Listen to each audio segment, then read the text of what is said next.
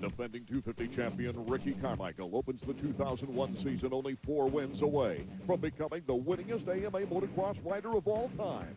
Also returning to defend his 125 championship is the exciting Travis Pastrana. Last year, he posted 4 consecutive wins coming from behind to win the crown.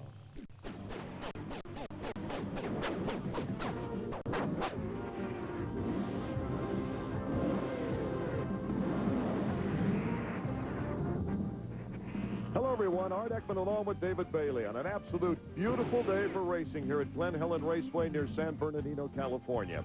David, the returning 125 champion Travis Pastrana doesn't have his rival Stefan Roncada, who moved up to the 250 ranks, but he's got a couple of imports now from Europe that are really great riders. Grant Langston won the GP World Championship last year in 125s, and the number 3 rider on the list was an American, Mike Brown. He's returning to the States. Well, you know, you look at Langston, everyone's talking about how fast he is outdoors. He's got a pretty fast motorcycle, too, to deal with the 4-strokes. I talked to Ryan Hughes the other day, and he said, watch Langston. He is going to smoke those guys. But, you know, I'm looking at the corner speed of Mike Brown in Supercross, and this is where that really pays off. So Travis has his hands full. The 4-stroke factor. We've even got a couple of veterans, Damon Huffman and Larry Ward, jumping on 4 strokes here in the 125. Well, there's a lot of people talking about the advantage that the 4-strokes have here at this track, especially the start being so long, all the uphills. But I think in the end, it works out about the same, because there's a lot of tight sections as well. And, you know, I think it'll light a fire under Huffman. And for Larry Ward, he's just here to have fun. That could be a blessing for him. Down at the gate right near Larry Ward is our Davey Coombs. Thanks, guys. Well, today here at Glen Helen, it's a new era in 125cc motocross racing, and not just because Travis Pastrana is wearing the #1 plate outdoors for the first time. This marks the first race that the controversial Yamaha YZ250F is allowed to race in outdoor motocross. That's why you see guys like Larry Ward, number 10, Michael Brandis, number 43, Greg Schnell, number 30, all the Yamaha of Troy guys. They're riding the 4-stroke motorcycles that are allowed under AMA law to ride against the 125 class. The hope is to promote the development of 4-stroke motorcycles, but on a track like this, with the great big hills that Glen Helen has, what it's going to do is offer a serious power advance for the 4-strokes. Keep an eye on that as we start the first 125 moto. Well, Davey, can the likes of Travis Pastrana, Mike Brown, Grant Langston, Talon Volan, for that matter, counter the 4-stroke power with riding skill as we look at the starting grid for today? Ernesto Fonseca and Nathan Ramsey, Yamaha of Troy, they're on 4 strokes, whereas Sellers and Pingree, they're on KTMs, a very powerful 125 machine, David. You know, I think the KTM looks like it's got as much power as the 4-stroke, plus they're a little bit more nimble through those tight sections. Husqvarna's also on the scene with Christopher Gossler. Steve Lamson, former 2-time outdoor champion. He's on a Husqvarna. And there you see Larry Ward and Damon Huffman, a couple of veterans going for the 4-stroke route. Scott Sheik, number 105, coming back from Europe. It's Bobby Bonds of Split Fire Pro Circuit's very first professional motocross. And a guy all the way from Australia. Well, he was the 2000 GNCC champ. Shane Watts is also in the field, David. There's a diagram of the new track here at Glen Helen. Actually, it looks like a diagram of the lower intestines. But let me tell you, it's a brand new racetrack, huge hills, a long start. Let's join Davey now and have a little bit more fun. Right, down the straightaway, and 4th gear wide open. Top down on YZ250. Big advance to 125 clutch. Coming out right into the rut stuff. Little step down there. You see the brake months forming up. I'm on a far inside too. I'm taking amateur line.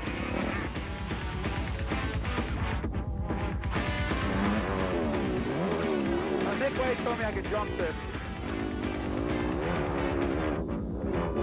Maybe not.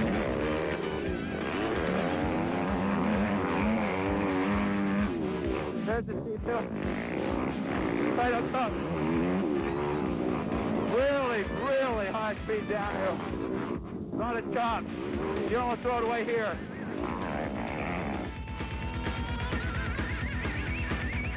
Down in. Now we're in the mechanics there.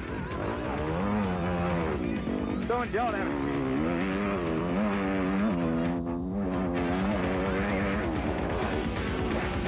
It's Larry Ward. Why'd you hold me through? They're making this return to racing.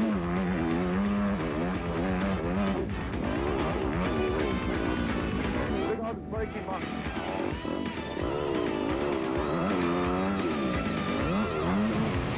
Davey gets to have all the fun. Actually, I've ridden around a big part of the track here on a 4-wheeler. I don't want to say what kind it was. I don't want to be more letters. The 125 riders at the gate now, starting to get nervous. 30-second board is not yet up as they're preparing to start this first moto. Now it's in the air as we're getting set for the very first motocross moto of the year. 125s to lead it off here at Glen Helen Raceway. Travis Pastrana, last year's champion. We're right behind overlooking, and we're off and running. 40 riders converging. Who will get the whole shot? It looked like Michael Brandis, Mike Brown, Nick Way, Grant Langston, all in good shape. It's Michael Brandis on the four-stroke in the lead.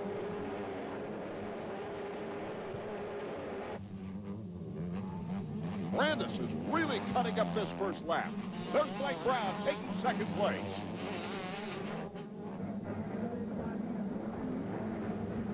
Brandis looked fast last year, ended up on the ground in a spectacular crash. Actually, that section right there, and you see him splashing a little bit of water out of some puddles. These guys got a chance to ride around the track just before the start of this race and look at where it was going to be slick. But already you can see that four strokes, people, it's a big controversy here. These guys have an advantage on the uphills. You've got a four-stroke out front, you got one in third. But Langston is right there in fourth. Mike Brown in second, looking like he's in his element here in the outdoors. Number 6, that's Steve Lamson, the 94-95 outdoor champion. Lammy going down. Bobby Bonds clipped him a bit as he went by. Lammy was leading this race last year. Very fast on this track, but now he has got a lot of room to make up. Wow, look at the air they get. Brandis getting all the way over that step-up plateau. Brown not able to clear it, but he's still right there. Whew, Brandis fishtailing in that berm. He's letting it all hang out as Mike Brown's hanging with him there in second place. Brandis has been known for starting the season, whether it be Supercross or Motocross, with good performances. He's hoping to go all the way this year. We'll be right back.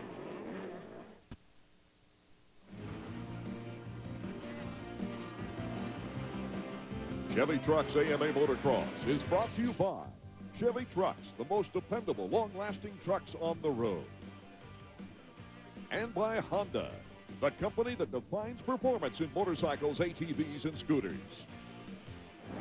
Welcome back to our opening moto of 125 action. Already Lance Bell has gone down. Fonseca, he spun at the start. He's in the mid-pack right now, and Lamson went down. He's in 39th as we watch Michael Brandis out in front. And that two-stroke in second place is hanging right with the four-stroke. Yeah, Brown did not lose any time. Look at him. He's all over Brandis at the very top of the hill. So Brown is getting everything he can out of that 125. And Langston is right there, too, David. Yeah, so is Langston. Oh, they rub. Brown back in second place once again.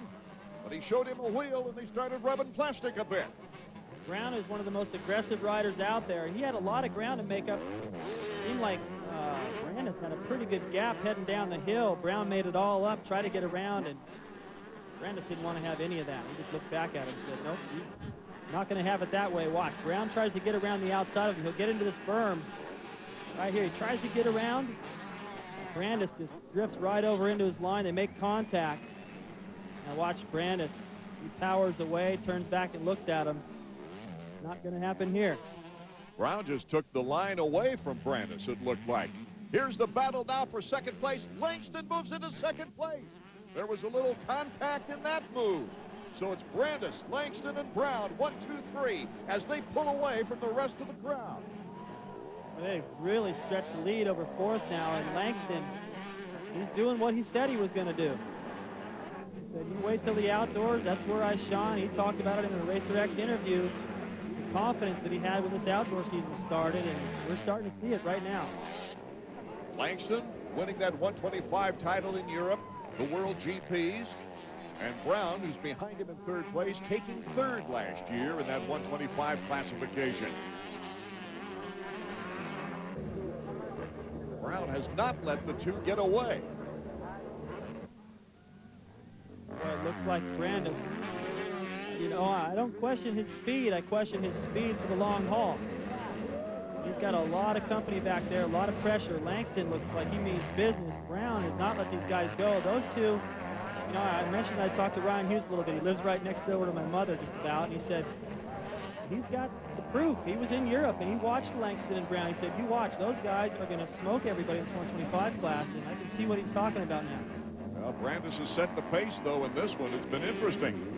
Brandis' first lap of 2:59.1 was a blistering pace. And it's still not enough to get rid of these guys. Look at the pressure. Langston is all over him. Langston looking for just the right moment to make the pass for the lead. This is his first American motocross moto. Well, that's about as aggressive as you can go around that corner. Then it's just a free fall back into the valley. Who breaks the latest now on the downhill? Langston has taken the lead. A gutsy move on that huge downhill. Just to look down that hill takes my breath away. That was just awesome, Art. I mean, Langston went by him so fast. I didn't think he was going to make the corner. He cleared the plateau perfect, landed right in the berm, and powered away. I mean, he's awesome right now. Langston, Brandis, Brown, the order. Just left everybody else behind. See, Langston got right into that berm at the bottom of the hill, and both Brandis and Brown having a little trouble getting in there the same way, getting set in the berm. It doesn't look, I mean, Langston is riding flawless right now. He's faster than these guys a little bit here and there, and it doesn't seem like he's taking any chances. This track is not like a European track, and this is the first time he's seen it this weekend. Yeah, that's going to be the advantage that well, actually, Brown hasn't seen any of these either, and that's going to be his toughest competitor right now, I think, for the long haul. I don't mean to say that Brandis is not putting in a fine performance, but I think the record shows that he hasn't been able to stay up there with these guys for any length of time, so we'll have to keep an eye on whether he's able to do that. Brown has won a 125 motocross here in America before he left for Europe. He takes the inside, and Brandis goes down. Brandis is down and out as Brown has moved into second place. I think that might have been a little bit of payback. I told you Brown he's one of the more aggressive riders out there. That's going to be a while. Well, Brandis cartwheeled. Now he's right in the line. There goes Pastrana. This is early in the race, too, so by the time he gets going, gets that four-stroke started, look at the positions he's already losing. He's going to drop outside the top 20 before he gets going, and I believe Brown was motivated to get back to the inside of Brandis and pay him back after Brandis shoved him a little bit at the bottom of the downhill, the one we replayed before. Make contact right there. He clips the front wheel and fender of Brandis.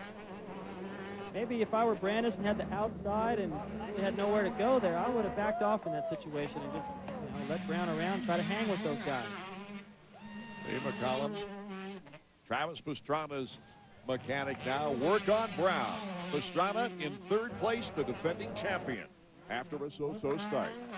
I had heard that Travis was going to stick with 199, but I guess it's a little too tempting to run that #1 plate here. In the 250s, the defending champion, Ricky Carmichael, is sticking with number 4. AMA Motocross will be seen on ABC, round 3 from Mount Morris, Pennsylvania. Sunday, June 3rd, 3 o'clock Eastern. Check it out. We'll be right back. Welcome back to our very first motocross of the year, 125's moto number 1. Langston has moved out to a 6-second lead over Brown out in front, but the battle right now is for 4th. Nick Way, he's on the Yamaha. Number 23 is holding off Larry Ward on a Yamaha 4-stroke. The veteran Ward, who set the record for the most 250 Supercross starts that was broken this year by Mike LaRocco, sat out the Supercross season. Here comes Ward. Ward makes the inside move on Nick Way, and then up the hill, controls 4th place. Great move by the veteran. That had nothing to do with the fact he was on a 4-stroke. It was just a better line he had coming out of that corner, and Ward. I mean, we haven't seen the guy all year. Usually the first race, especially a race of this kind of importance, he got a little bit of arm pump to go through, but obviously he's been riding a little bit. Those GNCCs have gotten him in shape.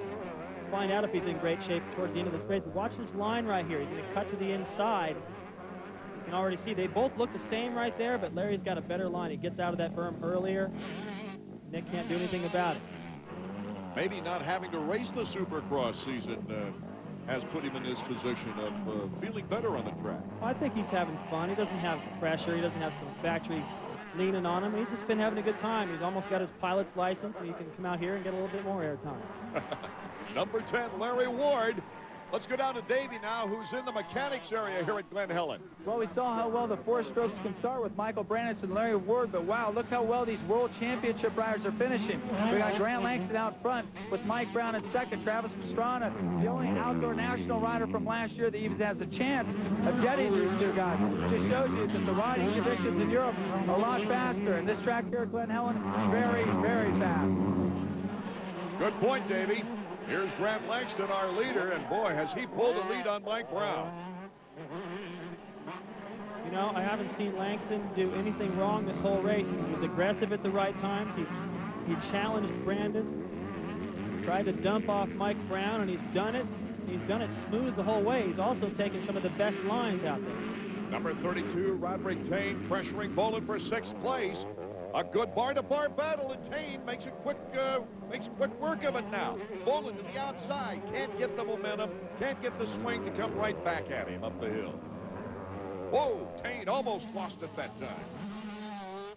That section right there is so wide. Look at the difference in lines right there. They still stay pretty much the same distance apart, but completely different lines through that sweeper at the top. And I sat up there on the four-wheeler and looked down that hill, Art. I was considering going down it, but changed my mind. It's straight off. Just a free fall out of there, and then this drag race up the hill, and towards the top, you really got to pick good lines. Mitch Payton of Pro Circuit Kawasaki. There's Way, Tane, and then Bolin. Look at the way that back end gets kicked back around. Bolin having to put his foot down. That's at the top of this. You don't want to start out the hill out of control. These guys having a really hard time trying to get into any kind of a line there at the bottom. Actually, one good line hasn't even formed yet because everyone's so inconsistent through there. This is the battle of the race right now in our opening moto of 125s because Langston, the South African, has an 11-second lead out front. But the freight train here has provided us with some good racing action. Now going back to what Davey was saying about this track and the high speed, it's an excellent track in terms of speed and the up and down hills. As soon as I was driving in here, it was just breathtaking looking at the new layout. But, uh-oh, Brown stalled. Brown stalls. He loses a lot of time, but he's still in second place. They're so far away from the rest of the pack. Here's Tane putting the challenge away. Tane to the inside. He makes the pass, so it's Tane, Way, and Bolin now in the freight train with number 20. That's Damon Huffman behind them. So other than a few of these tricky corners down here with these really deep ruts, that's the corner where Brown just stalled. This track doesn't really take that much technique as much as it does just the nerve to pin it down those long downhills. And that's where Travis is making a lot of time. Way runs into trouble. Bolin makes the pass. Here comes Huffman, number 20. Let's make it 3 abreast. Now Greg Schnell, number 30, comes in behind the pocket right now. Huffman tries to take the quick turn, but Way prevails. And the bikes number 10, number 20, and number 30, all 4 strokes. Huffman looking good here. He had a pretty good Supercross season, always inside the top 10, always making the main. Not quite up to the speed he once had in Supercross, but looking good here. Back on the 125, got that new bike. He's using it, using all that power. He's in a good battle here, but the leaders are way gone. Here comes Schnell, battling with Way. He had a disappointing Supercross season this year, but it was a 2-time winner last year. Schnell wants to make that move on Way. Here's Talon Bolin going to the outside, to the inside. Huffman, and Huffman almost went for a hay bale. That was close. If he would have clipped that hay bale on the right as he dropped back down into the valley, that could have been a problem. See, Huffman had a good idea there, but he didn't count on Bolin cutting back so tight. They make contact right there. Watch the people. Whoa, they all get out of the way, and now look at Travis. Uh-oh, Travis Pastrana's down. He's still in 3rd place, however. Travis gets up, going again. So it's Langston, Brown, and Travis Pastrana. The top 3 with Larry Ward. Look at that, he's in 4th. We'll be back with more 125 action in a moment. The first moto of the year for the 125, Travis Pastrana in 3rd place.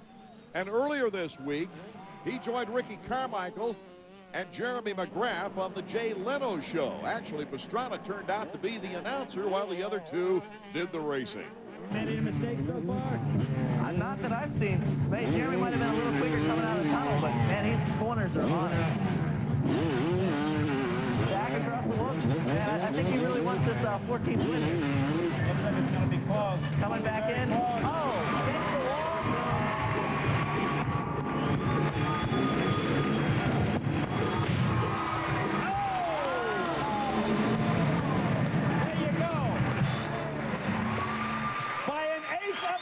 second. By an eighth of a second. Ricky, nice job. It doesn't get much closer than that. Once again, the Tonight Show trophy right there. There you go. As you can see, it's already engraved. Now, we had two. We had two. Does that count as RC's win streak now? Does the AMA put that in the book? I don't like think they so. do the U.S. Open? But Travis had a good point there, you know. Ricky wants to win all the races, and you take them when you can get them. Grant Langston is our leader here in the first 125 moto of the season from Glen Helen Raceway in San Bernardino, California. But all the action has been behind the top three riders. Here you have Talon Bola, number 22. He's being pressured by Damon Huffman, number 20. I'm impressed with Huffman. Goes to the right side. You think he can be a little bit more aggressive down that straightaway because he doesn't have as many ruts to deal with. And both he and Larry Ward are doing super in this moto. Remember when Boland was contending for the win here with Carmichael. Now he's getting challenges by Huffman. Michael Brown holding on to that second place position. Grant Langston, though, he could possibly win his very first American motocross moto here today. Brown has really picked it up, though. Already clears that entire plat. Remember the first lap, Brandon's cleared it. He didn't. He's getting over it now. He's trying to make an effort and really force Langston to ride perfect all the way to the end. Brown's come back from Europe a much better rider, David. And it really shows on these outdoor tracks. I could not believe the speed he had at the first round at Indianapolis through the corners. Neither could Travis. And like I said at the top of the show, this is where that really counts. Langston, he's put the hammer to it. Here's the final lap, the white flag lap. Langston didn't stay in Europe collecting a 250 or 500 championship like many of the other European riders like Greg Albertine and Sebastian Tortelli. He wanted to get right to America. That's a good idea. And I'll tell you what, Art, I didn't think I would ever see the day that KTM rebounded the way they have. That is a strong motorcycle. They're winning Supercrosses. Looks like they're going to have a really good chance at this 125 National Championship with Grant riding it. They got the World Championship. And you know, I just thought at one point, just like Mako and Bultaco and a lot of the other European manufacturers, that KTM was going to fade away. But that is a strong bike. Grant Langston, they've got a great rider on it, too. I think that's the line he really wanted to take there, but he's comfortable enough with the lead he has over Brown now that he can cruise this last lap. Travis losing time to these guys. He's made a few mistakes, though, to contribute to that, but still, I don't think Travis looked comfortable out there. He might have to really look at his lines, the videos, maybe the bike setup before that second moto. Well, Langston in his element now, but he also made a mark in Supercross as he waves to the crowd. Who can forget that time down in Texas when he waved to the crowd leading the Supercross and then crashed? That was in Houston, Texas. The shot of him in tears and then coming back to win Dallas and lead all 15 laps as well as win the qualifier before that really shows you the resolve this young man has. Plus, en route to winning that race, he did a one-hander off the triple. Then he did a can off the finish line jump. I thought it was funny when Davey approached him. Said, Grant, I thought you weren't going to take your hand off the bars. He's not bothered by that. KTM's first Supercross victory in the AMA action. Well, it's a great start. You know, the thing that I'm anxious to see in the second moto is if Travis can rebound and get a better start. These guys were checking out on him in the very beginning. So, you know, the defending champion, and you think Travis, he's always able to rise to the occasion and go the pace with these guys, and here he was clearly not as fast as Grant or Brown. So that second moto is going to be interesting. Pastrana likes the downhills, but he likes that eastern softer soil. His first motocross win last year, David, didn't come till Southwick. Yeah, he's gonna be strong in places, and you know, I wouldn't count him out for the second moto here, but boy, he's got a lot of ground to make up to catch Langston. The checkers for Langston in his very first American moto. He's got to be riding high because he doesn't look winded at all. It looks like he could go two more motos right now. Grant Langston taking the checkered flag in his first American moto with Mike Brown in second, Travis Pastrana in third, Larry Ward held on to fourth, the Frenchman Tain rounding out the top five. It's time to hear from the winner in Davey. Well, Grant, nice way to introduce yourself to the American motocross guys. Yeah, man, it was a good ride.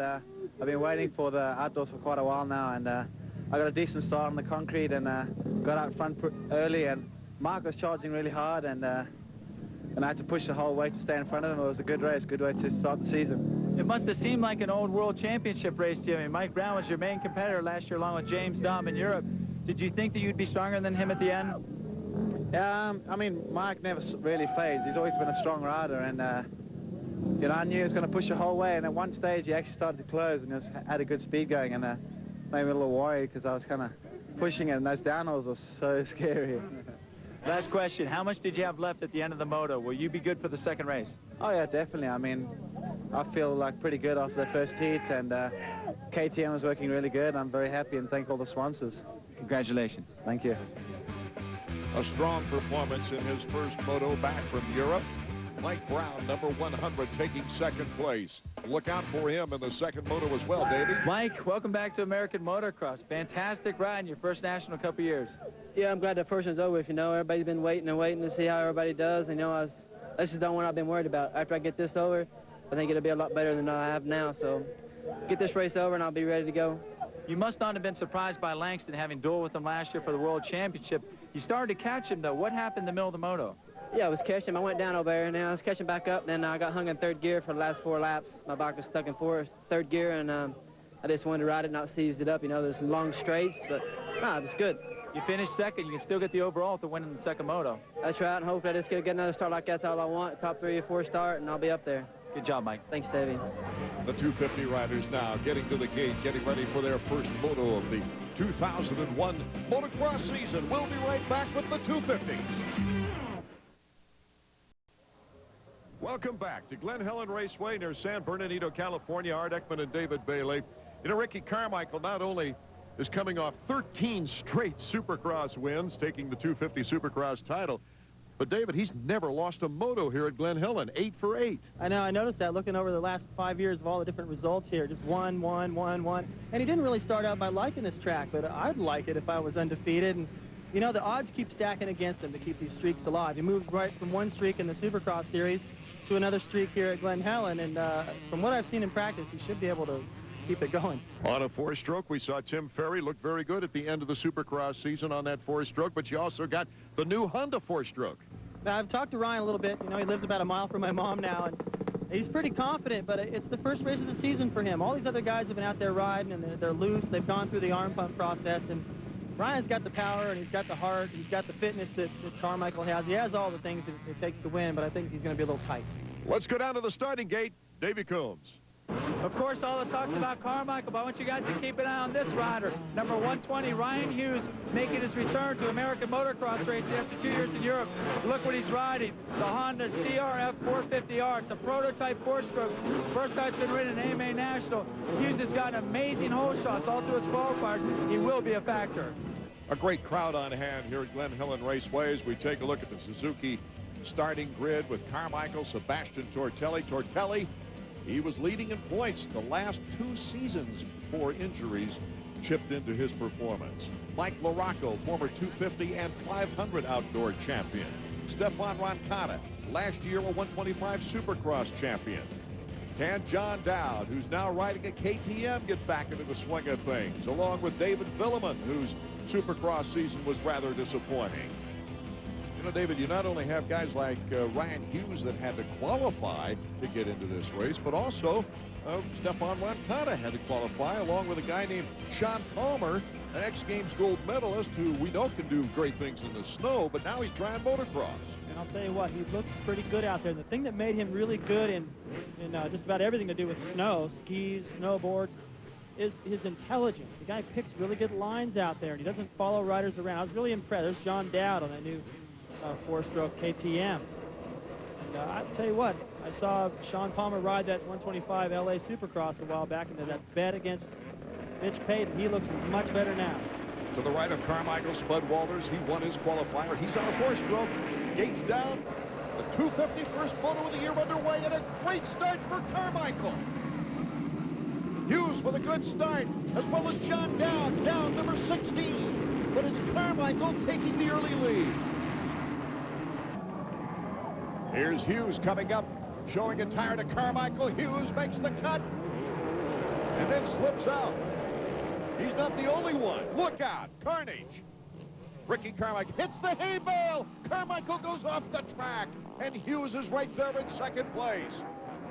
A new leader, number 934, David Villeman on the two-stroke Yamaha. Ricky having to go through the desert to get back on the track. He's got to go back down and do that whole portion of the racetrack again just to get back where he was. I'd be surprised if he didn't bend the motorcycle. He just flipped. That's a cliff there. He went completely over the fence, through everything. Watch what happens. There's a hay bale that's out in the way a little bit right here. He should have probably noticed that during that warm-up lap. He comes up wide, hits it. That's what starts his problems. He's not going to save that. He's headed right for the downhill. While that was going on, Villeman, that crafty Frenchman, snuck around the inside into the lead. About a 7-2 on that dive. Didn't have his feet together when he hit the dirt. Here's Hughes, number 120 on the Honda four-stroke, and the premier for this machine in the AMA Motocross Series. So there's not been really much talk about Villeman coming into this race. It's all been Carmichael, Tortelli, Hughes on the four-stroke, and Villeman leads it. He's pulling away, too. Well, it's been after a very tough Supercross season, after finishing second to McGrath 2 seasons ago with some great wins. He slipped to 8th in the points this year. So he's looking to redeem himself on the motocross track. Is that Palmer? Yes, Sean Palmer. He went down hard. And they're looking at his hand or wrist. Ron Woods from Team Honda. Number 13, Tortelli, in a great position now. 21's Ron Cotta. 15, the four-stroke of Tim Ferry. Wyndham up in there, too. Wyndham looking really good to this point. Wyndham, number 14 on the yellow Suzuki. Oh, it's been a great, interesting start to this 251st Moto of the Year. Villeman, Hughes, and Tortelli on the Honda scoreboard.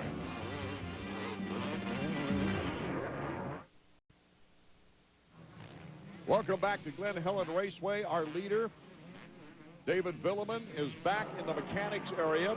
They're looking at the bike. It doesn't appear to be anything wrong with David Villeman. He did not go down, but we've got our third leader of this first moto in only 2 laps. 120, Ryan Hughes. And here comes Tortelli for the bar. The 2 Hondas going at it. The two-stroke, number 13 versus the four-stroke. Tortelli to the outside. And Sebastian Tortelli, he's now secured the lead. And look at that, number 15 on the four-stroke, Tim Ferry, not that far away. So Tortelli's got Hughes back there on the new 450. Ferry, who's been hot lately on that proven 426. He can't even hear himself think. There's so much noise going on back there. Are you saying the four-stroke is a noisy machine? It's loud. We can hear. It's the only bike you can hear going around the track. I think that speaks for itself right there. That's why I was sitting down. You could hear it going around that corner, that's for sure. Tortelli in the lead. He loves this place. He dominated both motos 2 years ago. Last year, he was runner-up here at Glen Helen. Let's get a new fix now on David Villeman. Davey? Guys, check it out down here in the pits. David Villeman had to pull in as your early leader for Team Yamaha. Villeman had a terrible Supercross series. His luck has followed him outdoors. Had the early lead, got a flat tire, pulls in. All the Yamaha mechanics doing what they can to get him back in the race. It's a long outdoor national season. Every point counts. Normally a guy would pull out the flat tire, but they're going to try and get him back out there and see what they can salvage. It's a good idea to put Villeman back out on the track so he can see what happens to the track, so he can put in a strong second moto. And if I were him, I'd jump in behind the leaders when they came by. Get used to that pace. Ricky Carmichael is flying. He passed 13 riders in the last lap alone. That last lap, I had him the same lap time as Tortelli. He's not catching these guys, but he's catching everybody in between. He still has a chance at the top. Whoa. Tim Ferry darn near went for a ride there. What a save. That stuff takes energy, though. Every time, you start adding those up, pretty soon they wear on you.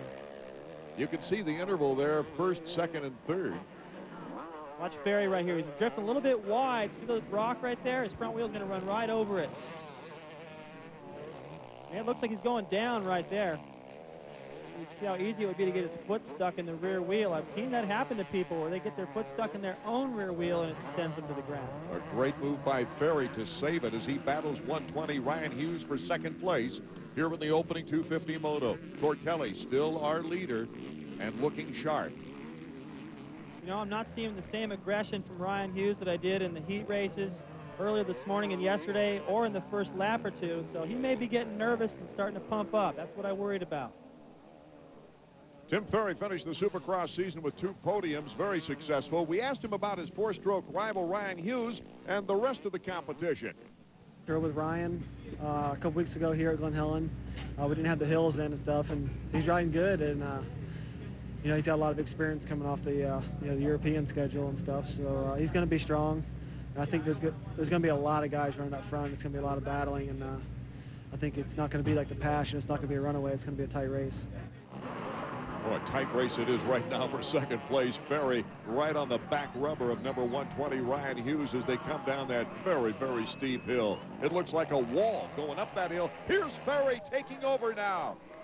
Ferry moving into second place. Oh, what a smooth, sensational move by Ferry. Had a great line on the downhill. Clears that double, no problem. Seeing Ryan pop back up in the air right there. He wasn't able to clear it all the way, and Wyndham's starting to reel him in. So Ryan, what I talked about at the top of the show, he hasn't raced with these guys all year. I think he's got arm pump right now. Wyndham tries the inside. Oh, his feet come off the pegs. What a challenging track this Glen Helen Raceway is. Spectator's got a good view through that section. Those guys are getting that's about an 80-foot jump. To the inside, Wyndham, can he make the move? As they head into the sandy section, yes. Kevin Wyndham has moved into third. Normally Ryan Hughes would put up a huge fight right there, but I think right now he's riding tight, just trying to be smart here. Now look at the line. See, Hughes is trying to protect the inside, but he's committed. He's got to go wide. Ferry can cut back to that inside line right there. That's exactly what happens. He waits, crosses over, gets set in that inside rut. That's an easy pass. Wyndham will make a note of that for later. Carmichael has moved all the way to 9th place. That was after crashing into last place and being 38th after the first lap of action. Check out our next telecast coming up from Sacramento, California, Saturday, June 2nd. At Glen Helen Raceway, we're nearing the end of the first 250 moto, in which Sebastian Tortelli is leading. But we've got a battle now between Hondas. The 4-stroke 120, that's Ryan Hughes, and the veteran come from behind her, Mike LaRocca. You can always count on Mike for a last-minute charge. There it is, inside line. Hughes can't really put up much of a fight right there. LaRocca just rides right through him, but this is not going to be good enough for LaRocca. He was nowhere near those guys in the beginning. He's riding fast, but he's still going to have to come into the pits and wonder what's going on up front. Speaking of the pits, Davey's there with Sean Palmer. Davey? Sean, what exactly happened? I just got tangled up with guys over in that turn. The guy flew off his bike, shoved me into the wall, into the fencing, and I'm out. Pretty much wasted 3 months of my life to come out and do nothing. What about next week? We'll see how this goes. I don't know. Probably be sore. I mean, I'm going to try to ride next week, but we'll see. Good job, at least the way you qualified and everything, man. You worked really hard. You impressed a lot of people. Thanks, Honda, and everybody helped me. Well, you can tell what a great competitor this guy is as an athlete. They were working on his fingernail. It looked like he ripped a fingernail. Notice he doesn't even talk about it. That guy, he doesn't like to show pain or any kind of weakness, you know. Just he's disappointed because he put in so much work. He was down there riding and training with Carmichael. Whoa. And hold on to that wild thing, and he did. Ryan Hughes in his effort to catch up with number 5, Mike LaRocca. I don't think that's going to happen. Look at the distance that LaRocca already put on him. LaRocca's still riding strong. I think if that is, in fact, arm pump or whatever, slowing Ryan down a little bit, plus it's the first time he's actually raced the bike in this kind of competition, they could be needing to make adjustments there, but he's just not charging like he normally does. He's not charging like he did in his heat race yesterday and this morning. Watch this. Right behind this, that lady's head film, and he hits a bump there, and he gets him a little bit out of timing, and he stuffs the front wheel into that berm too sharp. Good save. The whole moto's been like that for Ryan. LaRocco's had an incredible career. He's 30 years old, placed third in the Supercross Wars for the third consecutive year this last season. Ferry has picked up on our leader, Sebastian Tortelli. Look at that. Tim Ferry has just not given up and chipped away every lap. Right now, he's almost to the point of intimidating Sebastian. Ferry to the inside. Ferry takes the lead away from Tortelli. Oh, this was an amazing development. It's taken some time for Tim Ferry to master that four-stroke, but he has done such a masterful job lately. See Villeman right there behind those guys. See Villeman right there going, go ahead. He doesn't want to affect the outcome of this. And because Ferry had been out wide, he was able to cut right across, just the way he passed Ryan Hughes earlier, square across, get the inside line away from Tortelli. Ferry's been hot. He almost left the bike there. Tortelli is not letting him get away. Ooh. Yeah, see how much effort it took him to get to that inside line, but he gets there, gets back on the power, and that's just another bike link he's able to put between himself and Tortelli. Ferry now is starting to pull a little time on Tortelli. Look how excited these fans are. I don't know if they're really pulling for France here. A four-stroke hasn't won one of these races since Jimmy Button in '99. Davey? Wow, Brian, I have never seen that kind of aggression from Tim Ferry. Man, he went in deep on that one. Geez, I don't know what to say, really. He's just going after it. You got 2 laps to go. What are you going to tell him on the board next time? I'm just going to try and keep him focused, make sure that he maintains that level that he's going, and hopefully for 2 more laps we can pull it off. Well, it sounds like Ryan Kinney's kind of excited. I don't think he really knows what he's going to put on that board. I think he just made that up just then. It's a good strategy, though. Keep him focused. Keep that intensity, because Tortelli, he's close enough. By the way Ferry rode at Salt Lake, it was a great battle. He almost stole the win and stopped the streak of Carmichael. Then third in Vegas. He got overshadowed a little bit by Carmichael and McGrath out there battling, but still a fine ride, and keeps that momentum here in the outdoor. I'm really impressed with this. I've always liked the way he rides. It just took him so long to ride like this that I started to lose my faith in him a little bit.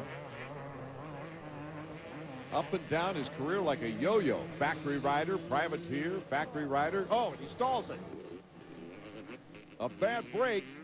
Villeman stops right behind him, almost to protect him. Well, he's in that deep rut. He couldn't go anywhere.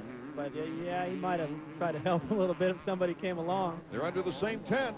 What a break for Tortelli, because it looked like Ferry was getting away from him. Our new leader again is Sebastian Tortelli. Got a great break there. But the two of them were so far away from everybody. Ferry is still in second place. We'll be right back to see if Tortelli can hold on to the victory. Welcome back to Glen Helen Raceway as Ricky Carmichael went down again, but he has not lost a position. Believe it or not, he's come back from last to 8th place. That's the second time he's been down here in the opening moto. That could have some effect on the confidence level as we enter the final lap of Sebastian Tortelli. Ricky fell in the exact same place. Doesn't seem like when he falls, it really bothers him that much, Art. It seems like it just motivates him. Look how aggressive he's riding. It's the last lap. There's no one he can catch, and he's pinning it. Meanwhile, our leader, Sebastian Tortelli, is weeding through some lapped riders. This would be his first moto win since the opening moto of the final motocross race last year. Look out. He almost got sandwiched. He won the opening moto at Steel City last year. And this has got to be a refreshing change from the very difficult Supercross season he just went through. He does so well in those deep ruts. All down the lower portion of this track, the ruts are just up to the foot pegs. You can see he really needed to get through those lapped riders. He was worried about Ferry back there because he's not far behind. The checkers are out. The checkers are waving for Sebastian Tortelli. He loves to win opening rounds. And Tim Ferry, after a side-by-side battle with Tortelli, takes second place. Kevin Windham rounding out the top 3. LaRocco and Hughes the top 5.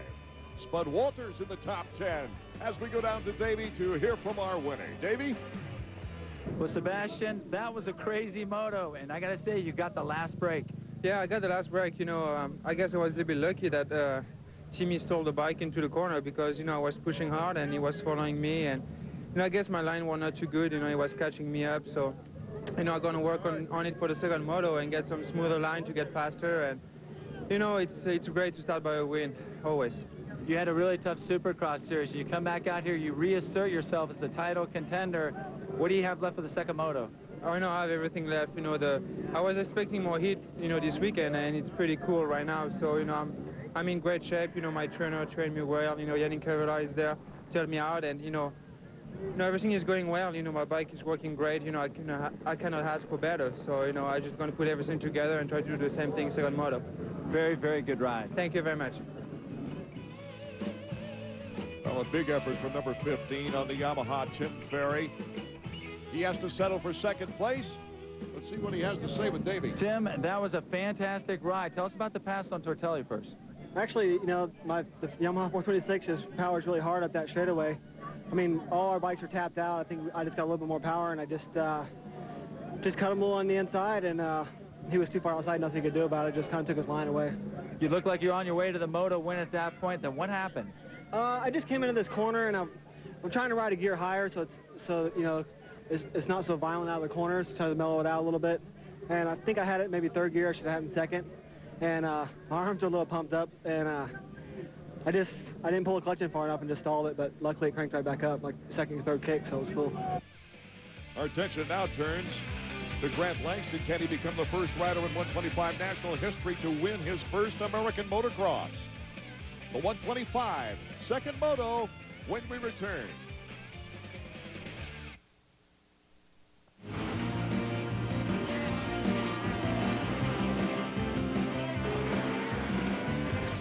Chevy Trucks AMA Motocross is brought to you by Suzuki, the reigning AMA 125 National Motocross and Arena Cross champion.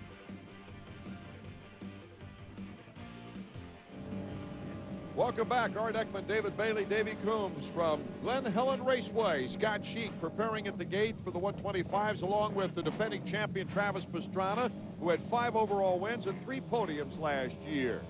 For a Pastrana perspective, it's our Suzuki flashback.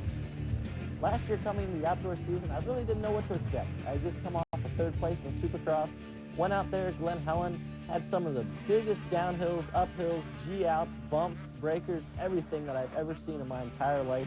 The pro course was just totally different than any amateur course. Ended up 4th, and I was more excited with that 4th place than I could have ever been with anything. I was just like, man, this is the way to start out season. My first professional victory, or moto win at least, came at Mount Morris mud race. I love the mud, especially racing in it. The second moto I went out, was able to win. I think I did a heel flicker on the first lap. I was just so excited to be out there. All my friends and family, it was the first race they'd really come to. So it was a great feeling for me, and it's great to be back on the East Coast too. Washougal was really the turning point of the season. I really didn't think I had a chance, but that was the point where instead of going out every weekend and going I have to win, I said, you know what, I'm going to have fun. I'm going to do what I've always done. Came out, got 2 great starts, had a really epic battle with Cal and Bowen. We went back and forth, had some fun, really threw the whoops. I was 35 points down at the end of the day. At that point, I was just having fun, and I was happy to be in second in the points. But it went from having fun from Washougal to Millville, and then thinking, wow, you know, after Boone Tioga, I'm only 6 points down. If I win both the remaining motos, I win the championship no matter what Ron Cotta ends up doing. Then the pressure hit. I'm like, wow, you know, here we go. First year, I came from way off the pace. It's not just having fun anymore. This is a championship. And when I won that last moto, that was the best feeling that anyone could ever have in their entire life. I took the longest victory lap, I think, in the history of motorsports. Just went out. I just had a blast. I'm wheeling up the hills. The crowd was so into it. I mean, coming from that many points down, no one had really expected there to even be a chance for me to come and get the championship. And you know, there it was. It just boom, it happened. And I just wanted to give everyone there, you know, let them experience a little bit of the thrill that I was going through. And man, it's just the best day of my entire life. Number 111, Grant Langston out of South Africa, winning his very first American moto. Here this afternoon earlier as we look down on Langston trying to loosen up those arms. Hey, this is to be interesting. He's got Fonseca on the 4-stroke just to his left, Larry Ward on the 4-stroke just to his right, also Schnell. So Those things should hook up pretty good off of that cement, and it could close him out. We're off and running second Moto 125s, round one. On the inside, that's Damon Huffman on the four-stroke. It's Huffman with a hole shot. Schnell got a good start. Langston over there on the outside gets out to a good one as well. A good clean start for Langston. He doesn't feel he needs to get the top start. Whoa, Keith Johnson's bike as he dismounted. Looked like he just got on it and threw it away. He didn't really think about going there straight. And also tied up into it, holding his head there for a while, was Talon Bolden, number 22. Kelly Smith, number 35, a bad break for the KTM team. Looked like to me that Boland's visor was bent down. He hit his head. So it's Huffman still in the lead. Schnell in second place. And Langston in third. Langston coming down the hill hard. Travis coming down even harder on the inside. Better start for him this time. He's up there where he needs to be so he can take a look at those leaders. Better for Lamson that time. He makes it through the top. A little congestion down at the bottom of the hill, and it sorts out as Huffman comes away still leading. Travis just weaved his way through those guys and still tried to go for that double. That was a little sketchy, but it paid off. He moved up.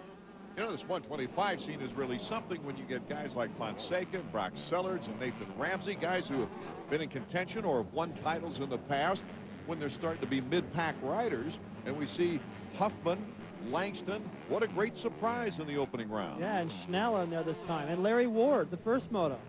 A lot of things I would have never guessed could happen. You know, to see Langston out front, that's not that big of a surprise. There goes Fonseca. He got a bad start the first one, a little bit better this time. He's got the world record bruise on his right thigh, around his, all down his right side, still left over from that crash in Dallas. Langston looking for opportunity now. Look at those ruts, the way they've developed after two motos, the 125 and 250 #1 motos. The four-stroke is our leader, along with our regular ESPN2 coverage. Motocross Goes Network for the Mount Morris round, ABC on June 3rd. Welcome back to Glen Helen Raceway. A great battle underway for second place. Schnell, number 30. Look at the fishtailing KTM 111, Grant Langston. He's given him a few looks, that's for sure. Number 100, Mike Brown, isn't out of it. He took second in that first moto, remember. Going through the S's, Brown.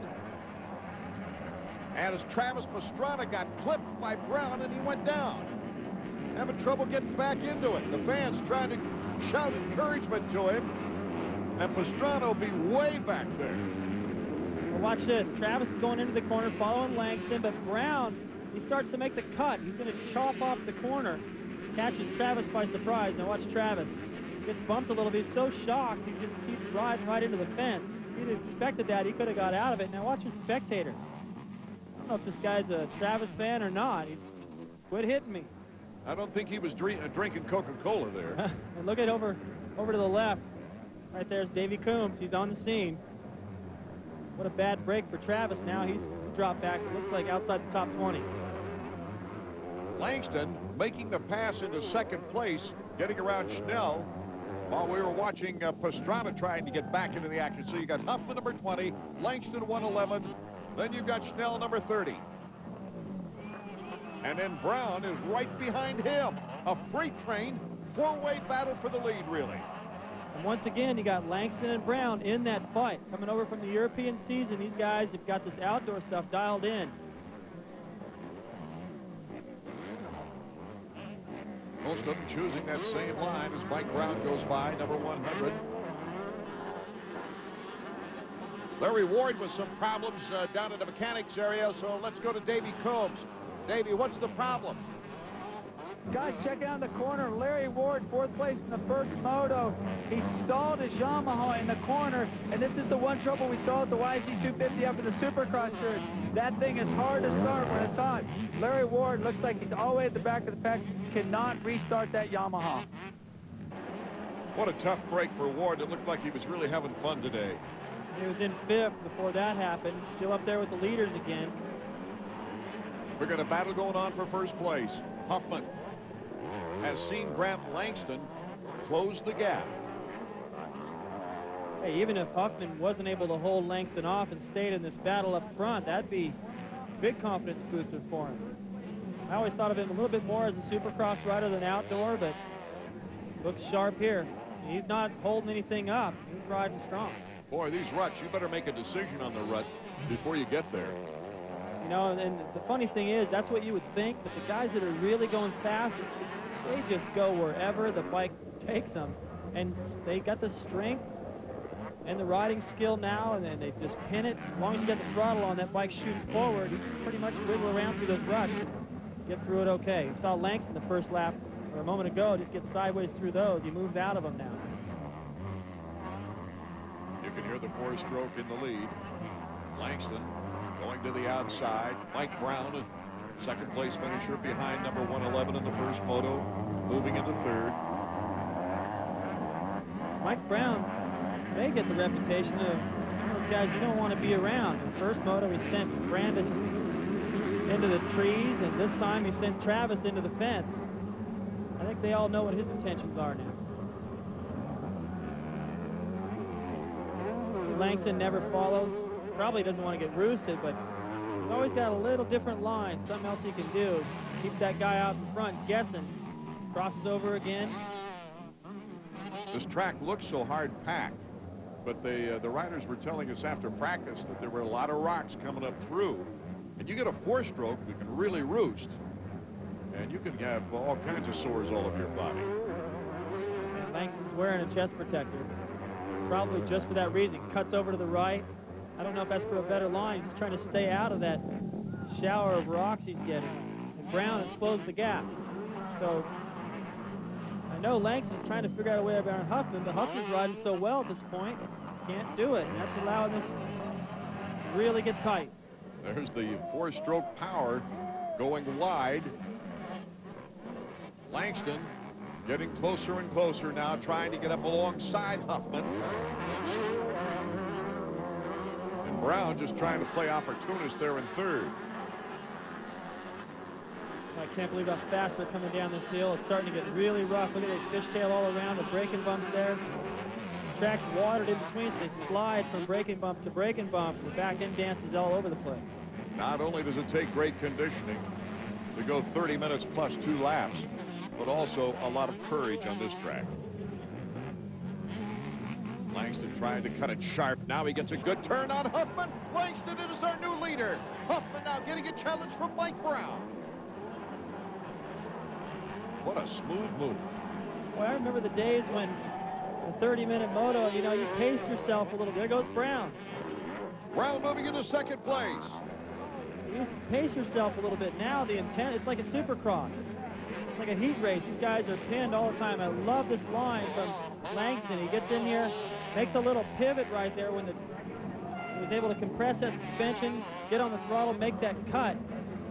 Chops off a little bit of racetrack right there into the inside of Huffman. Boy, that sure proved the acceleration of the KTM moving out of something like that as we take a look at the field summary. From Glen Helen, Art Ekman, David Bailey, Davey Coombs, bringing you the action. Will return. Life presented by Sprite, Saturdays at 10 a.m. on ESPN. More excitement in the 125s. Grant Langston, the leader, but Mike Brown is right on his tail here as time starts ticking away. The overall is on the line right here. Brown can make a pass and push Langston to 2nd. It would be Brown's overall. If it finishes like it is right now, identical to the first moto, it's Langston's overall. Langston's 1st, Brown, it would be his 2nd. Brown is all over him, and he made a push in the first moto. Langston said it made him a little nervous. Downhills are scary. They're even rougher this moto. You know Brown's not going to get tired.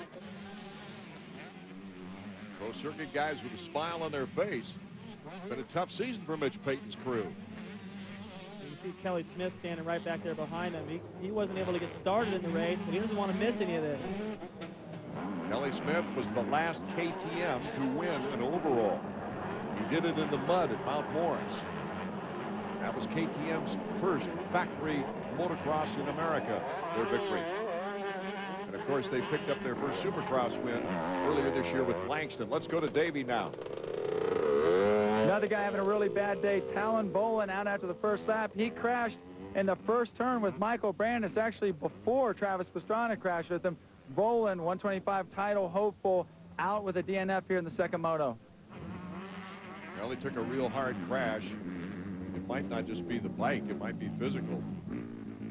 As we see Justin Buckaloo, who had such a great start to the Supercross season. This is the corner where Travis had his problems with Brown. He caught Fonseca. He's already passed him. He's working on Buckaloo. He's riding through these guys like they're not even there. He's going the same pace, maybe a little bit quicker than everybody out front right now. You can see he is really pushing it. Pastrana, after going down, just trying to salvage points right now to get back into it. Look ahead to Hangtown Classic in Sacramento. Yeah, he's taking a lot of outside lines and keeping his momentum up. It seems to be working for him.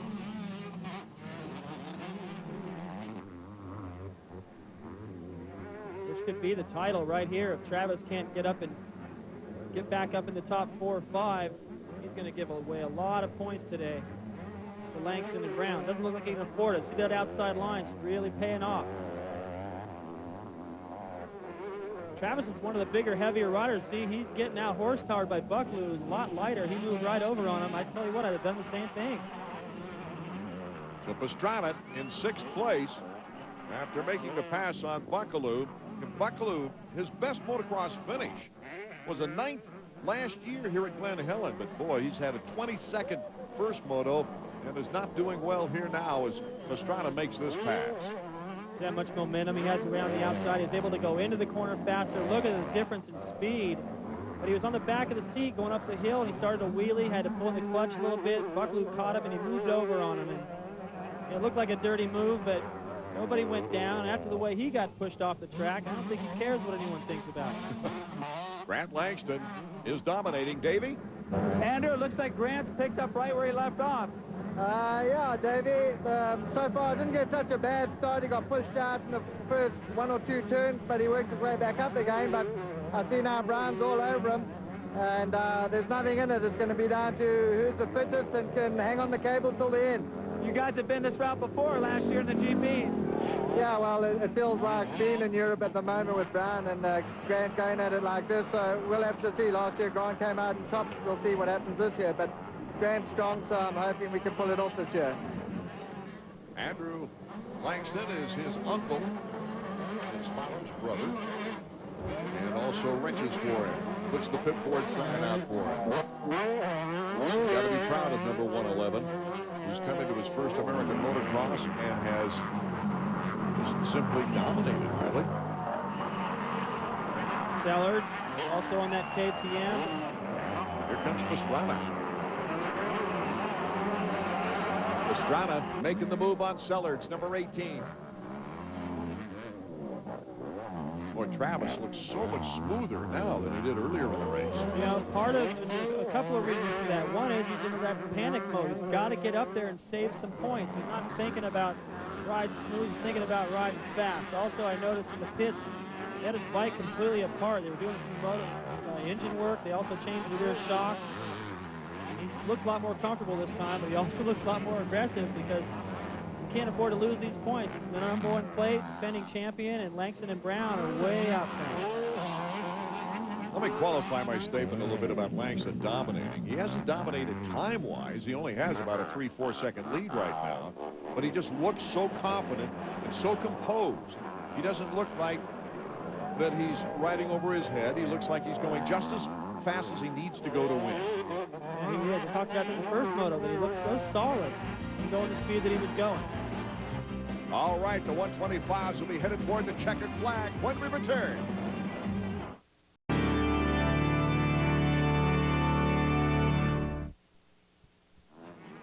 It's the last lap of our second moto for the 125s. Let's check out to see if number 111 does what he did in the first moto, and that is just put the pedal to the metal. You know, every time he can feel that little bit of challenge from Brown, you can see Brown really dig and try to get up there, and Langston always had an answer for it. So the pace we're watching him ride, which has been the best both motos, is not his max pace. He's got a little more when he needs it. That's pretty impressive. He didn't necessarily get the whole shot either. He had to earn this. And Brown, it looked like he must have made a mistake or something because he just dropped off the pace. Could this be the second consecutive year the green card rider has won the first round of our 125 U.S. Motocross Championship? You might recall Stefan Roncada swept both motos last year. Langston, too, would become the first rider from South Africa to win a 125 race in America. Get out the broom. The checkers are flying. Langston wins both motos in his American motocross debut. Checking out the official scoreboard here on the second moto of action. Langston, Brown, Huffman hanging on to third. What a great ride for him. And then Pastrana coming back from the 20s after going down for a fourth place finish. Ernesto Fonseca riding with injuries. He took a 7. Let's go to Davey. Well, Greg, you already got a place in the record books as the first KTM rider ever to win a Supercross. Now you're one of the only 3 riders in the history of American motocross to win your first national ever. Congratulations. Thanks so much. Just like to thank the team, KTM, Red Bull. They've done a fantastic job, and all the other sponsors. Bike's been fantastic, and I've been looking forward to this for many months now, and just so happy to come out and win both motos. What about Mike Brown, the guy chasing you? It must have seemed like old times. It did, actually. I mean, there was a lot of races last year where the two of us were going at it, and you know, it was, I kind of know Mike a bit, and if you let him get too close, he'll charge. So I just try to get away from him, and you know, I seem to keep the distance. Well, congratulations. It was a fantastic effort. I think you got a whole bunch of new fans here in California. Yeah, it's been great. I mean, the crowd are cheering really, really loud for me, and it's nice to hear all the screaming, so it does help. Good job. Thanks, Davey. Right behind Langston, you see the 2-2 for the second place overall for Mike Brown and Travis Pastrana. The 3-4, exactly what he had last year, and he came on to win the championship. It looks like a great season. Davey Coombs is with our second place rider. Well, Mike, that was just about as good a ride as you could put in. You charged the whole way, but in the end, Langston had just a little more. Yeah, he did. I thought I got behind him, put the pressure on him, and, you know, I've raced with him last year, and I know he's a strong rider, and he rides the whole way, you know, and we both do, and then, yeah, the last couple laps, you know, I just slacked off, and I'd rather finish this race than crash out, you know, and get second, and then go to the next race, you know. The 2 California tracks is not my favorite, so when we get back east, I think I'll do a little better, hopefully. We've seen you, Mike, for years. You're a privateer out of Tennessee a long time ago. Your time you did with Yamaha, Troy, or rather Honda, Troy. I got to tell you, you're going faster right now than I've ever seen you ride. Yeah, I am. You know, it's the bike, too, you know. I've been training hard, and, you know, I think over in Europe's helped me a lot, and my bikes, Kawasaki Pro Circuit, Thor, Bridgestone, Scott, is working really good. Good job, Mike. Second place in the standings, right behind Langston. Thanks a lot. So our Suzuki point standings after one round. Brant Langston with the 6-point lead over Michael Brown. Pastrana not far off, and Damon Huffman's right there as well. The 250s at the gate for the final moto here at Glen Helen.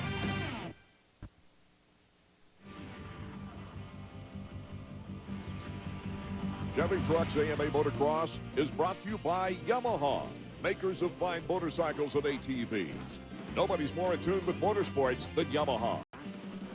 Sebastian Tortelli, the last overall win for him was last year at Buchanan. He's won the first moto. Looking forward to moto number 2, as is a very focused Ricky Carmichael. Let's go to Davey Combs. With this week's Kawasaki bike set, we came down to talk to Chad Watts, the wrench for Ricky Carmichael. He's the 250 national champion. And Chad, you were just named EA Sports Supercross Mechanic of the Year. Congratulations. Thank you very much. What's the setup for here at Glen Helen? Well, due to the hills, I mean, you got to have a gearing that's going to be able to push you up the hills, but there's a lot of straightaways, so you got to kind of compromise. So we're like a happy, mediocre, you know, kind of gearing situation that you can still get you out of the corners, but it won't short rev on the starts. So with the sprocket setup that we're running, we should have a good combination. Suspension is really choppy here, and by the end of the day, you're going to need where it's really soft on high-speed compression. Yeah, for the tires this weekend, throughout the day, it's going to get hard as conditions change because they plow it really deep, a little bit of rain and all the water. So you want an intermediate tire at the beginning with the higher knobs, kind of wider spread, knobby situation.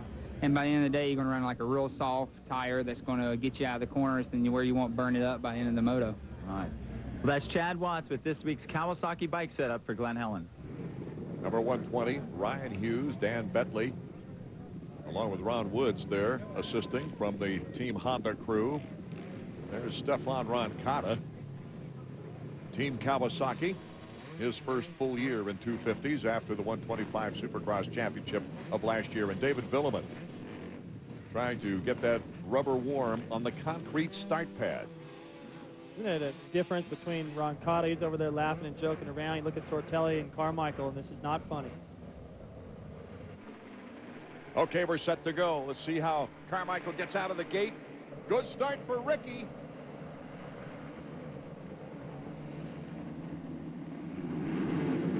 Carmichael and Hughes. Hughes the whole shot. Carmichael got the inside corner, though. Dowd once again right with those guys. Lusk, Ferry, Tortelli, Wyndham, they're all there. Good starts. John Dowd right there next to Tortelli. Ferry up there again this time. Not a bad start for LaRocco as well. But out in front, it's the Honda four-stroke of Ryan Hughes. Kind of tightened up a little bit in that first moto, David. We'll see how it shakes out here in the second. Ricky Carmichael already starting to apply pressure. There's Lusk, 11. 15 is Ferry. And Tortelli moves over to the left as he was getting roosted by both Ferry and Lusk right there. Oh, amazing that Carmichael was able to hold on to that baby. That's what happened to, look at Carmichael, just dives into that berm on the inside. Great acceleration. Whatever Chad Watts did to that machine, he did the right thing, that's for sure. Into the shadows. Here comes Hughes.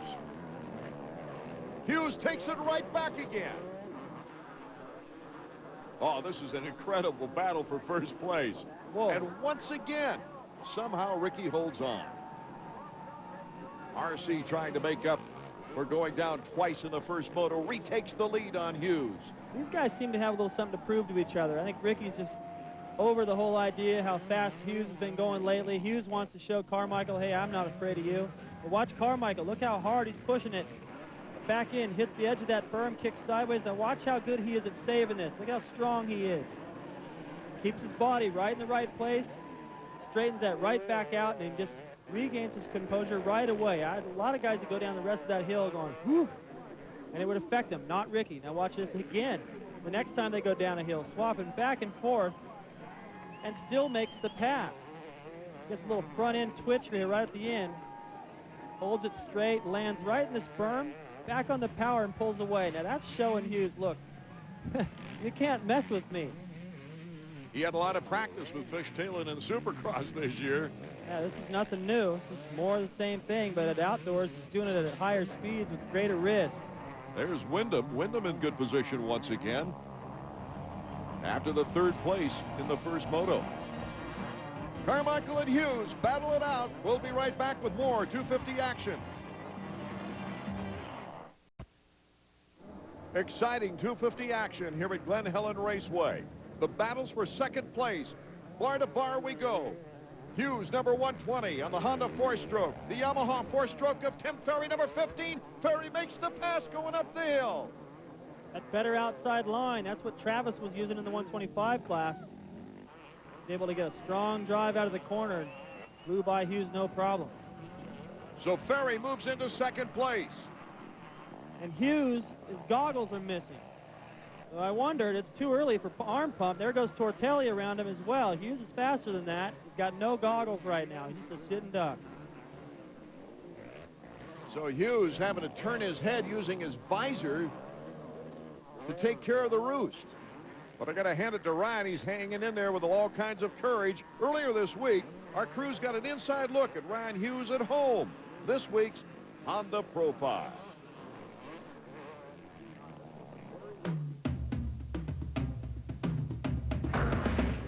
Hey, come on in. Thought you guys were coming a little later, a week or two, but just getting my yard done. Landscaping. We just moved in here about 2 months ago, so still under construction. Show you my house. got a pool table here. It's from my dad. He bought it when he was around. I always can get a nicer one, but I like to keep this for memories, you know. So then over here I had this trophy case built, and you know, there's a couple things from racing. I don't like to keep too much stuff around, but a little bit. Got this from Donations. My mechanic Wyatt Seals got this done for me, so it means a lot. Came close to winning one time, and it's always been my goal to win it, and finally did it. Whoa, well, here's my little guy, Evander. He's around. Can you say hi? No? A little shy. And here we got the kitchen. That's where I spend most of my time, eating. I like to eat. Got some steaks and strawberries and a lot of organic food. Try to keep it healthy. Over here we got my big entertainment center built. Nothing too exciting, but got good surround sound on there, so if I'm playing movies, turn up real loud. My wife Jennifer, expecting another baby, so she's relaxing. Got a little bar made here. You know, it's small, but I'll be putting my kegerator in here when I'm done racing. If I do good, then I can buy it. Here we have my son's playroom. All the team managers out there. Hey, look, I already got him in training, so be prepared. He'll be coming after me. He's already practicing, so he's not, kind of rides like me a little bit, but that kid has enough toys to last probably 2 families, but if you make the money, you might as well spend the money a little bit. We'll have to go upstairs and show you the rest, so follow me. And here we got a guest room. If you do stay at my house, you gotta sleep on the floor, because we don't have a bed yet. Over here you can kind of watch people not play pool very well, like myself. Then you got pictures of family, you know, kid and wedding pictures and mother and father, all that good stuff. And here I got a sitting room, I guess probably just if you want to read, or I really don't know what it's for, but it's kind of a cool room. Windows, I like it. In here I got my son's room. In here got Roly-Poly Oly. We watch this every morning. This is a good cartoon right here. Even I like it. Race car bed. He doesn't spend much time in here unless he gets in trouble, so maybe he does spend a lot of time here. In here is where I sleep. It's the master bedroom. This is where I've got the nickname Rhino. I like this room. This bed is real comfortable, but I don't spend much time in it. And up here is my favorite part of the house, is the gym. I can just get out of bed, walk up the stairs, and boom, start working out. In my career, I've overtrained, I think, for the last 10 years, but I've wanted to win so bad, and if someone was training, I was going to do double. But this year, I've kind of learned to rest a little bit more, kind of listening to my body. And now I do that, but I still use this place quite a bit. I don't have to go to the gym and wait for people to stop jibber-jabbing, and, you know, I can get in with the workout. All right, now we're outside here. As you can tell, still not done. Got a pool, a little bit of water, but I know that would hurt if you dove in that. Got myself a hammock out here. I like to relax sometimes at night. Jacuzzi, you know, pretty simple, pretty basic. This is my dog, Buster. Huh, you say hi to the camera? You say hi to the camera? Yeah, this is Buster. So if you come in my backyard, he'll tear your head off, huh? Tear his head off. Well, welcome to my garage.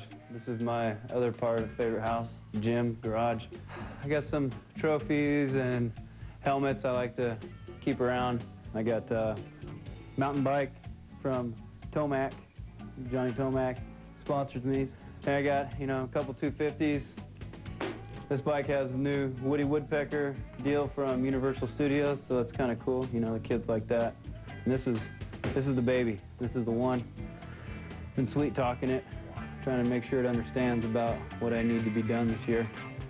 120 was my first number in amateur career. Came back from Europe, had to pick a number, so I picked one that's been good to me. And hopefully with this combination, I'll be a good year and be on the podium. That's all that. You see my house, see my yard, see my garage. man, I need to rest. It's hot out here, so I'll see you later.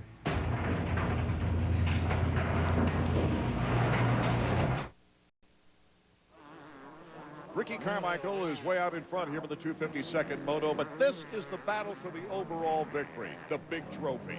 Tim Ferry took a second in the first Moto. Number 13 behind him, Tortelli, won the first Moto. This is the battle for the overall at this point in the race. Second and third place, that's where they're currently battling, and Tortelli is wanting to put more pressure on Tim Ferry. They're going through that section of the racetrack where Ferry had that problem the first Moto. Oh! Tortelli ran into the back tire of Ferry, and he went down. He got a little too close there, Art, and I don't think he realized what Ferry was going to do. That's the first time he's followed him through that corner, and Ferry had a different line. So Lusk, his teammate, is out in front. That's LaRocco taking advantage of Tortelli trying to get back into the race. And there's Kevin Windham. Kevin has been solid today. Great ride in the first Moto to third. And he's been solid here, working his way up through this pack. Watch what happens. Ferry comes into this corner, and he's going to try to cut out to the inside. Watch his rear wheel lock up. As he's looking to cut to the inside, have a good line into the next corner. Tortelli doesn't notice that, hits his back tire, high sides. That could cost him the overall. A tough break for Tortelli. And there's Tortelli muscling his way by LaRocco. That's usually the other way around. Boy, you don't get away with that very often. LaRocco, a new 2-year contract with Honda. His AMSOIL Dr. Martin's Honda has performed consistently all year. He tries to get back on Tortelli now, but Lusk is in front of Sebastian. He's got his work cut out for him, David. Sebastian lands on the downside of that plateau and just rockets away. That crash didn't affect him. When he picked it up and started again, even though I went for the Kickstarter twice, he seemed pretty composed, took his time, and now he's right back in this fight. I don't think he feels like he's out of it yet. He's still charging hard, trying to save this overall victory. LaRocco, you see him going by in 6th place. Let's take a look at the Honda field summary now. Carmichael, Ferry, Windham, Lusk, and Tortelli, the top 5. LaRocco, as we mentioned, next in the order. LaRocco trying to fight back after a 4th place finish in the first Moto. He'd like to get up in that top 3. We'll be right back after this word from our sponsors. But first of all, think about it. Our Suzuki trivia question. Name the only national event that Tim Ferry has won.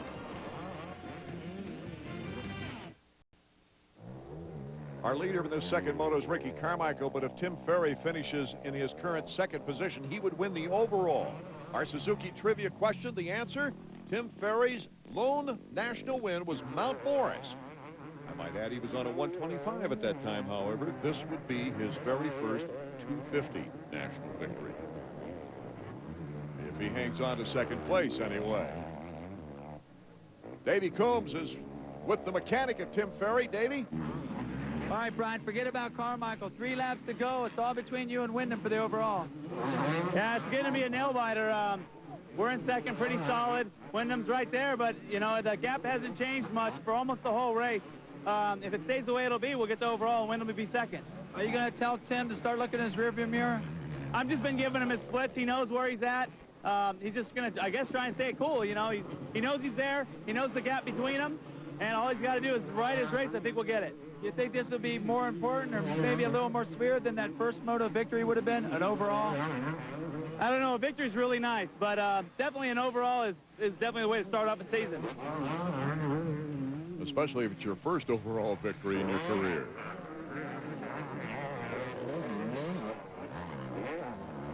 He's looking smooth, David. He's got that outside line dialed, squares back, able to clear that double jump. He's solid, Art. I mean, he is pushed to the point where other riders around him are making mistakes, and he's in a position to scoop this up. Tim Ferry holding on to 2nd place. Before the opening round of the Motocross Series, the folks at Glen Helen and Chaparral teamed up to put on the 2nd annual Moto Charity Golf Tournament to help raise money for the Emergency Trauma Care Center at Loma Linda Hospital. Number 15, Tim Ferry, was there along with former champions Jeff Emmig and Greg Albertine. Nathan Ramsey, Grant Langston, they were all there to get a good round of golf in. You know, it all goes for charity. This was going to Loma Linda Hospital, which is right here near Glen Helen. I know a few of the riders have actually been there and, you know, had to stay there for a while, so it's cool. You know, it's worthwhile dedicating our time to this, and, you know, just it's definitely for a good cause. Loma Linda's a great hospital, and things are good.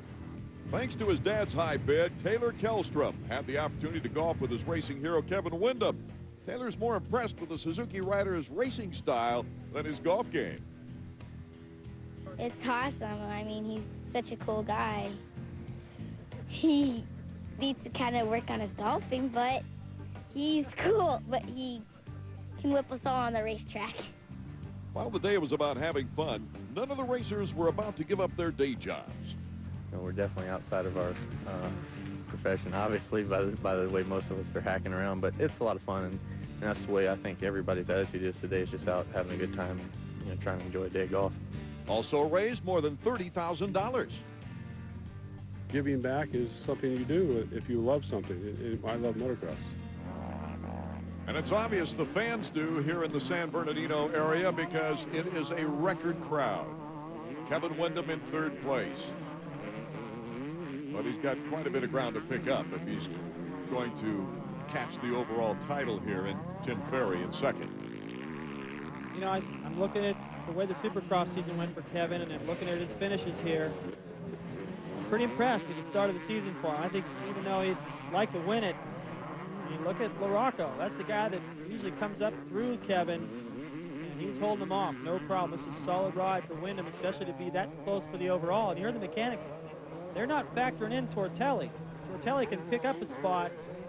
That first moto win, he could sneak in there and grab the overall. This sport is so unique because you leave Supercross and like Ricky Carmichael just dominates and has a string of 13 straight victories.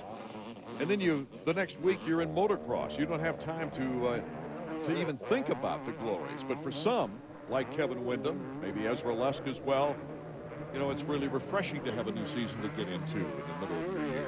Yeah, I think they were happy to get out of that. And, you know, Lusk, I think he's capable of a little bit more than what he's doing today. But remember, he didn't ride a week ago at the final round in Vegas because he crashed and either broke or bruised some ribs. So he's not riding at 100% right now. Also, Hughes had to stop and get goggles. He's just looking like he's getting back into the top 10. Boy, the angle of that shot, you can really see how steep the hills are here at Glen Helen. This one coming up is straight up. Clear this double jump. As you head up that hill, it's straight up at the top. Oh! You can see, like, if they were going up this hill, the way they're going up Mount St. Helens and the other one where Carmichael had his problem the first moto, right into the sun. They can't even see the track. And in the last 3 years, I can't remember LaRocco really doing any much better than he is right now. Maybe he just needs to get the season to kind of go and figure out where he fits in with the rest of these guys, pick it up. It's been a while since he's won here at Glen Helen. 1993, he was on a Kawasaki. It was a good year for him. So out of 11 250 motocross wins in a career and a championship, one of those came on this track. Ricky Carmichael, he has never lost except for the first moto today. Boy, he looks good. He's going so fast. Well, he's atop the Honda current standings, but Ferry and Windham, second and third. The overall is on the line.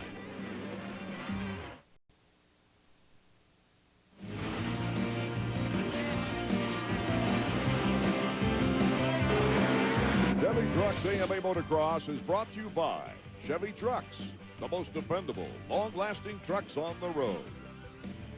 And by Honda's Deals to Move On. Now's the time to get the world's best deals on the world's best bikes.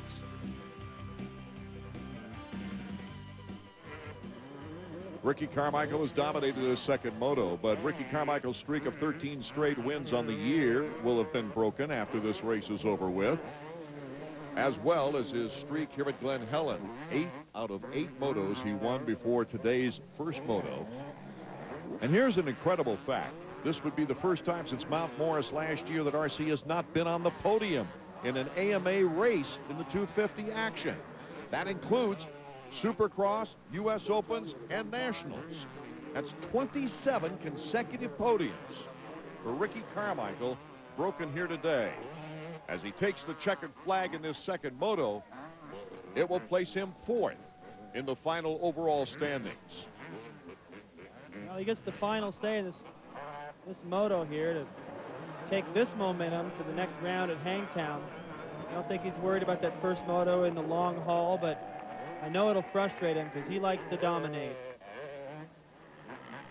After such a brilliant Supercross season, Carmichael hoping to double up and get the season sweep with a championship in the motocross action. Well, he's still got 11 more of those races to go. 22 motos.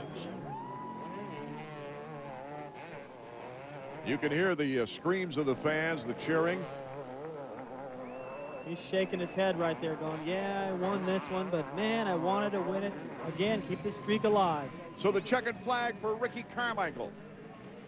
But the second place rider, Tim Ferry, will get the overall championship, number 15, with 2 second places in today's moto action. Ferry coming in toward the area of his crew. Carmichael giving him all 5, and I think that's his dad. The Florida natives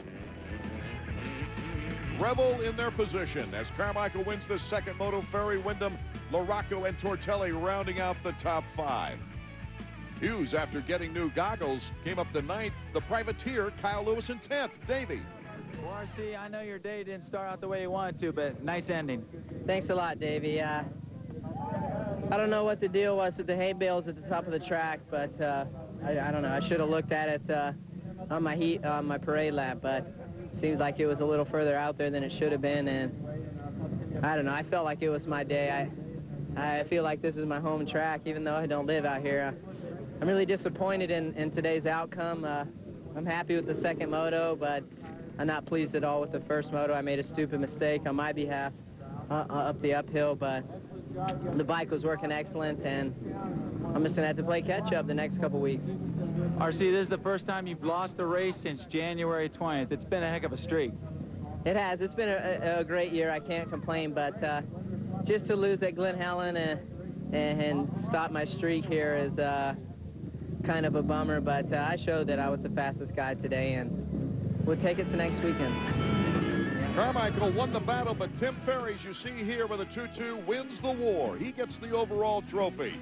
The first time a four-stroke has won the 250 overall since 1999 in Washougal. Jimmy Button, let's go back to Davey. Well, Tim, for the first time since 1995, you're in the winner's circle, and you probably couldn't have picked a bigger race to do it at than Glen Helen. Yeah, you know, the last couple of Supercrosses went really well for me, and I just had a lot of confidence coming into this race, and, you know, the Yamaha 426 worked real good. It was a perfect track for a four-stroke, and I'm glad to come away with a win. A 2-2, I won that actually back in '95. I won with a 2-2 also, and I don't know, I almost won that first moto, but hey, I'll take the win any way I can get it. It's got to be sweet redemption. And what about the four-strokes? A lot of people are talking about the new Honda. You came out and showed them Yamaha still out front.